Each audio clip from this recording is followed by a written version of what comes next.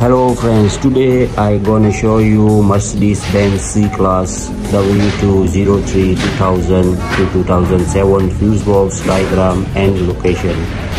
First I show you fuse box location and second I show you diagram and location. Let's start. Okay.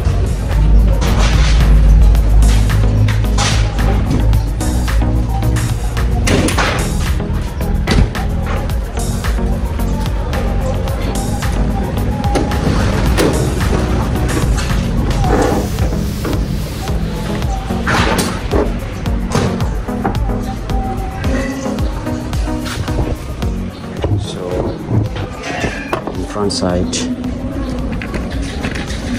open for scout and the fuse box cover.